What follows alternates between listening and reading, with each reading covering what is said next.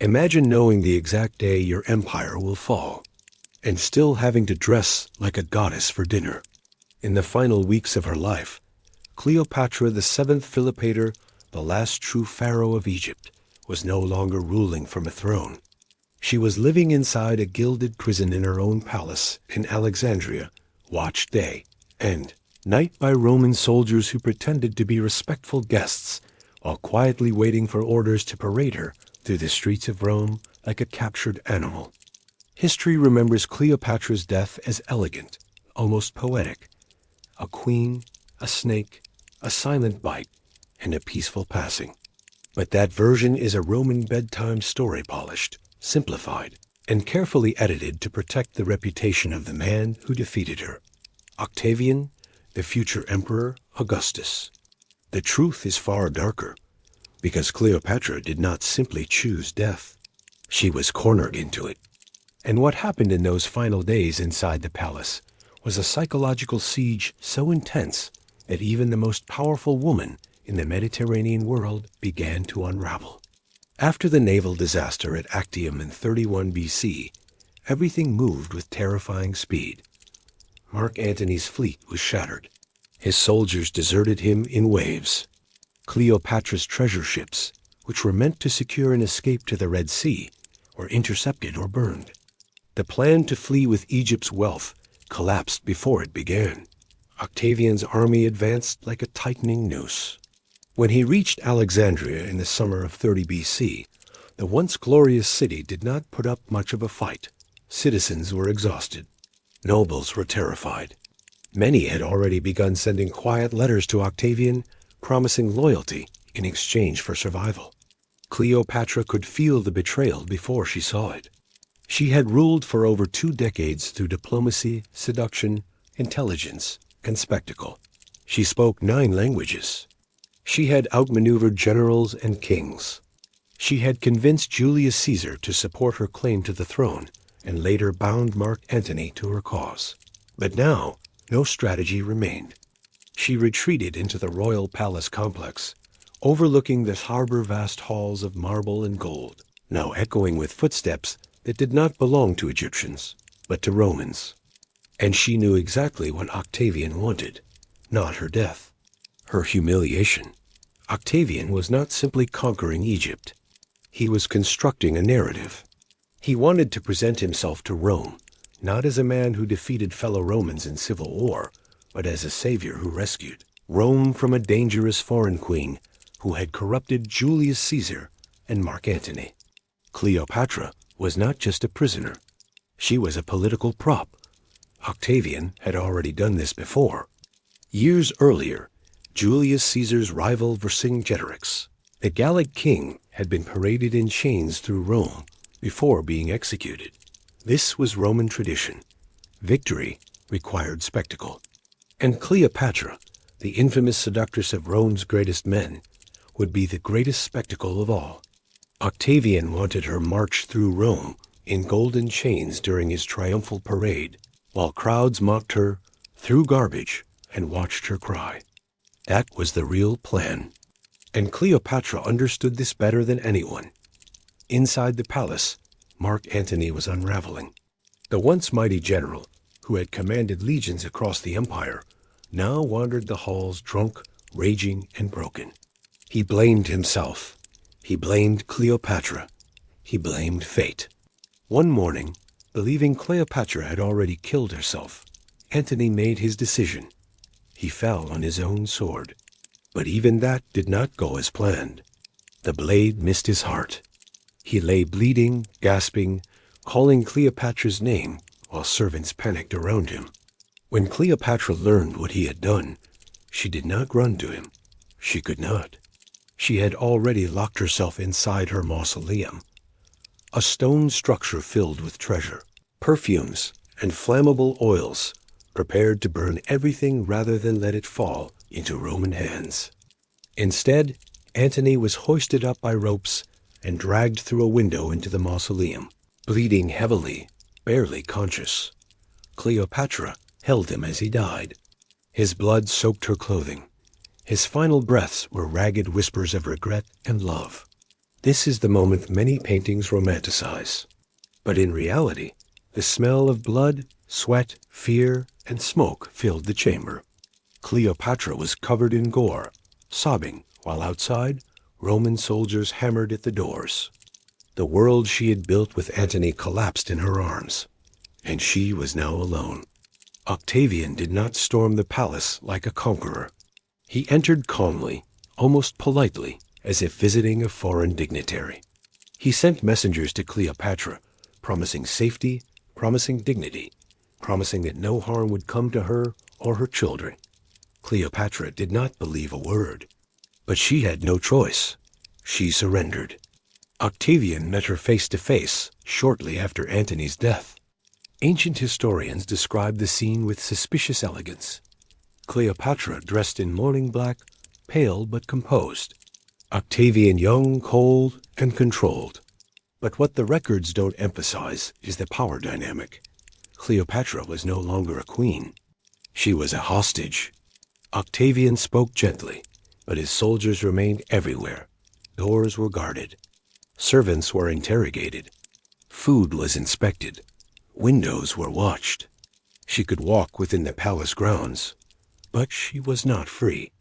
Octavian did something cruelly intelligent. He did not threaten Cleopatra. He let her imagine what was coming.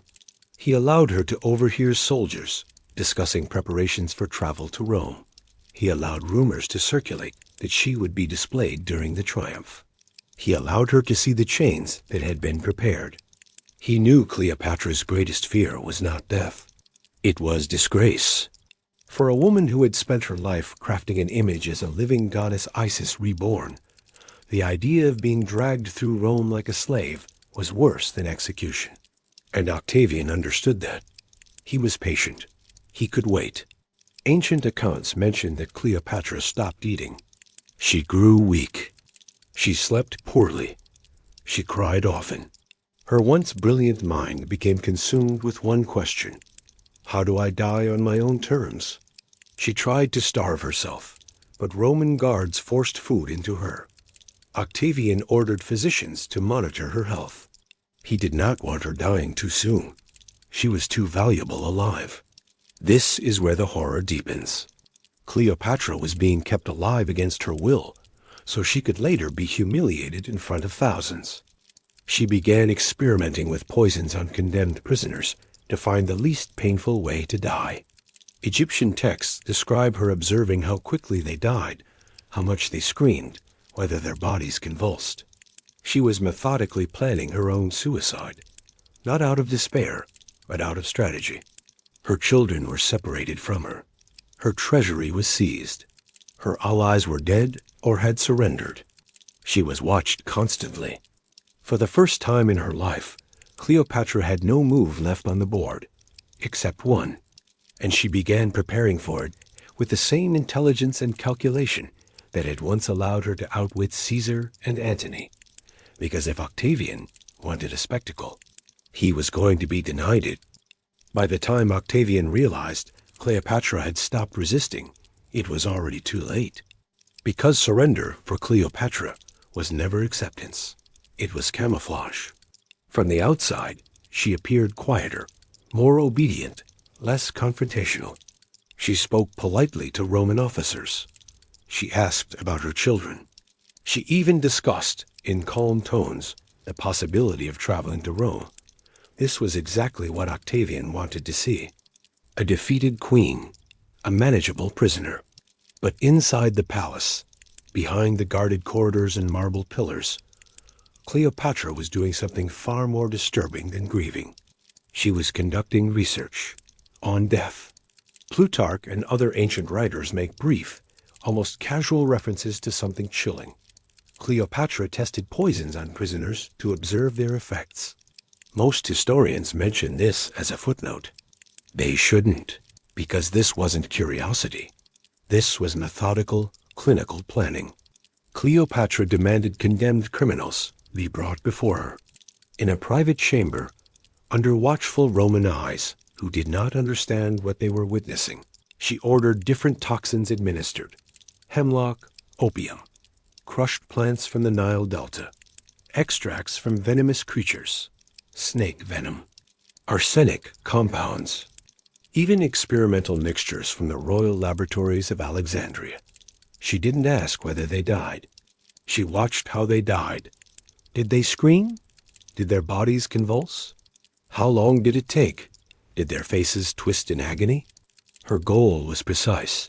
She wanted a death that was quick, silent, and dignified.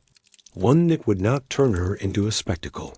One that would deny Octavian the satisfaction of seeing her broken. The Roman guards believed she was descending into madness. In reality, she was engineering her final act. Reports reached Octavian that Cleopatra had resumed eating, had regained some strength, and had stopped attempting to starve herself. To him, this was good news. It meant she had accepted her fate. But something about her composure unsettled him. She asked too many questions about the journey to Rome. She asked how long it would take, what clothing she would be allowed to bring, whether her attendants could travel with her. She was gathering information, timing, opportunity. Octavian increased the guards. He ordered that nothing enter her chambers without inspection. Servants were searched. Food was tested. Messages were intercepted. But he made one fatal mistake. He underestimated Cleopatra's intelligence. He believed physical surveillance was enough. He forgot that Cleopatra had ruled through deception her entire life. Cleopatra returned often to the mausoleum where Antony had died. This was not simply a tomb. It was a carefully prepared escape chamber. Inside were treasures, incense, oils, robes, gold, perfumes, and hidden among them, substances gathered over weeks of experimentation. Her two most loyal attendants, Iris and Charmian, were the only people she trusted. They had been with her for years. They understood her moods without words. They also understood what she was planning. Together, they smuggled small items into the mausoleum piece by piece, hidden in baskets of linens, cosmetics, and ceremonial objects. The Roman guards, trained to look for weapons, did not suspect beauty supplies and ritual offerings. But Cleopatra knew something the Romans didn't. Poisons do not look like weapons. One afternoon, Cleopatra requested writing materials. She composed a respectful letter to Octavian, thanking him for his kind treatment and requesting permission to be buried beside Mark Antony when the time came. The tone was submissive, almost grateful. Octavian received the letter and relaxed. This was the behavior of someone who had accepted reality, someone who had given up. He had no idea the letter was not a plea. It was a delay tactic. While Octavian read her words, Cleopatra was setting the final stage. The popular version says a peasant delivered a basket of figs with a small asp hidden inside. It's a dramatic image. It's also likely false. Roman guards were inspecting everything. A live snake in a basket of fruit would have been noticed. And more importantly, Cleopatra had already spent weeks testing venoms. She didn't need a random snake. She needed a controlled method. Many modern historians believe Cleopatra used a prepared venom extract, possibly from an asp, possibly mixed with opiates, to ensure a faster, less violent death than a snakebite would cause. Because here's what most people don't realize. A real asp bite is not peaceful. It causes swelling, pain, paralysis, and can take hours. Cleopatra would have known this from her experiments. She was not seeking mythology. She was seeking precision. The snake story may have been a Roman invention later, because it sounded exotic and theatrical, perfect for legend, easier to tell than the truth of a queen quietly poisoning herself with calculated chemistry. On the last day, Cleopatra did something that confused the guards. She bathed. She applied perfumes. She wore her finest royal garments, jewelry that symbolized Isis, a crown. She ate a small meal. She laughed softly with Iris and Charmian. To the Romans watching from the hallway, it looked like vanity.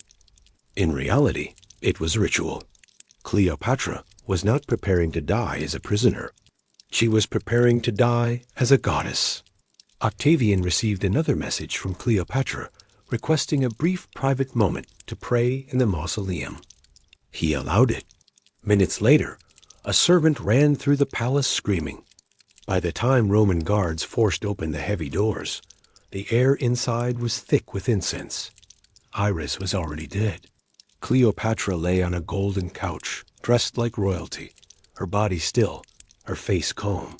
Charmian, barely alive, adjusted the queen's crown before collapsing. According to Roman accounts, when a soldier shouted, "Was this well done, Charmian?" she replied with her final breath, "Very well done." For a queen descended from so many kings. Then she died. Minutes later, a servant ran through the palace screaming. When Octavian saw Cleopatra's body, he did not feel triumph. He felt robbed. She had escaped him, got no parade, got no humiliation, now chains. No Roman crowd cheering as she walked in disgrace. She had stolen the ending from him, and he knew it. Octavian needed a story, a clean one, a poetic one.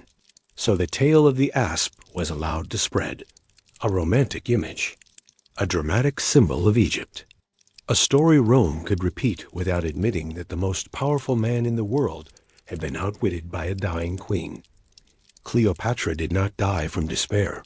She died from strategy. She turned her own death into her final political move. When Octavian stepped out of the mausoleum, the air in Alexandria felt heavier than before. Cleopatra was dead. And somehow, she had still won.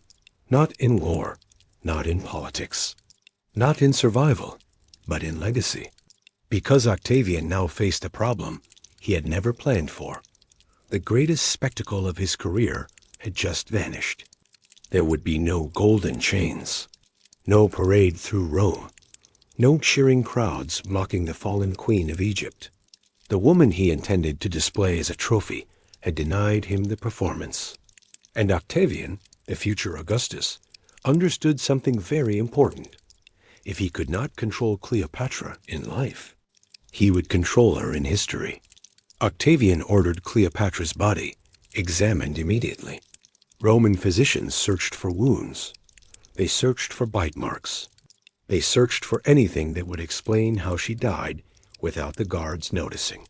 What they found confused them. There was no dramatic snake wound, no swelling, no torn flesh, no obvious trauma. Just a small mark on her arm, barely noticeable. This did not look like the violent death of a venomous bite. It looked intentional, quiet, controlled. Octavian quickly realized this truth could not be allowed to spread, because if Rome learned that Cleopatra had calmly, intelligently, and successfully outwitted him under heavy guard, it would make him look incompetent. Worse, it would make her look powerful. So a better story was needed, a theatrical one, an exotic one, a story Romans would love to repeat. The story of the asp was born. Cleopatra's final request to be buried beside Mark Antony was granted, not out of kindness, but convenience. Octavian wanted this chapter closed quickly. The tomb was sealed. The funerals were quiet. There were no grand Egyptian ceremonies, no massive public mourning. Egypt's royal line ended not with spectacle, but with silence. The queen who had once sailed up the Nile on golden barges now disappeared into stone without ceremony. And with her, the truth. Cleopatra had 4 children. Caesarion, son of Julius Caesar. Alexander Helios and Cleopatra Selene, twins with Mark Antony. Ptolemy Philadelphus, her youngest. Only one of them posed a real threat to Octavian, Caesarion, because Caesarion was not just a prince. He was the biological son of Julius Caesar, and Octavian's entire claim to power in Rome rested on being Caesar's adopted heir. If Caesarion lived, Octavian's legitimacy could be questioned. So Octavian made a cold decision. Caesarion was hunted down and executed. He was around 17 years old. No trial, no mercy, just removal. The other children were spared, not out of compassion, but because they were politically harmless. They were taken to Rome and raised by Octavian's sister. They became living reminders that Egypt was now a Roman possession. Cleopatra's bloodline survived, but her dynasty did not. With Cleopatra dead, Egypt was no longer a kingdom. It became Octavian's personal property, not a Roman province like the others, his private domain. Egypt's unimaginable wealth, grain, gold, papyrus, trade routes, flowed directly into his control. This wealth would fund his rise as Augustus, the first Roman emperor. In a cruel twist of fate, Cleopatra's kingdom became the financial foundation of the empire that erased her. Now came the most important part, the story. Roman historians Plutarch, Dio Cassius, Suetonius wrote about Cleopatra decades after her death, and almost all of their accounts were based on Roman sources influenced by Octavian's propaganda. And notice how they describe her: a seductress, a manipulator, a dangerous foreign temptress who corrupted Roman men, a woman ruled by emotion, not intelligence. This was not accidental. Octavian needed Cleopatra to appear as the villain of the story, not a brilliant ruler defending her kingdom from Roman takeover. So her intelligence was downplayed. Her political skill was minimized. Her death was romanticized into myth, because myths are easier to control than facts. Cleopatra was one of the most educated rulers of the ancient world. She spoke multiple languages when most monarchs spoke one. She understood economics, naval strategy, philosophy, medicine, and diplomacy. She kept Egypt independent for over 20 years in a time when Rome swallowed kingdoms whole. She did not seduce Caesar and Antony out of romance. She formed alliances out of survival. But Rome could not admit that, because admitting that would mean acknowledging that a woman, a foreigner, nearly outmaneuvered the most powerful republic on earth. So they turned her into a love story, because love stories are less threatening than political geniuses. The legend of the snakebite is poetic. A queen, a serpent, a silent passing. But the truth is far more unsettling. Cleopatra likely died after weeks of studying toxins, testing them on prisoners, calculating dosages, and executing a carefully planned suicide under heavy surveillance. That's not romance. That's terrifying intelligence. And that version of Cleopatra was far too dangerous for Roman history. So they gave us the snake. When Octavian finally celebrated his triumph in Rome, Cleopatra was not there. Instead, a statue of her was paraded through the streets.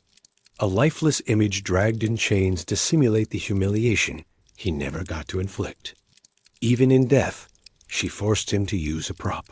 The crowd cheered, but Octavian knew the truth. The real Cleopatra had escaped him. For centuries, people remembered Cleopatra as a tragic lover who died for romance. But in reality, her final act was not about Antony. It was about control. She refused to be displayed. She refused to be humiliated. She refused to let Rome write the ending while she was still alive. Her suicide was not surrender. It was her last political decision. And it worked. Because more than 2,000 years later, we are still talking about her. Not Octavian's parade. Not Rome's victory. But Cleopatra's death. Octavian conquered Egypt. But Cleopatra escaped Rome. Not physically, but narratively. She forced the most powerful empire in the world to invent a myth to hide the truth of how she died. And that may be the most remarkable victory of her life.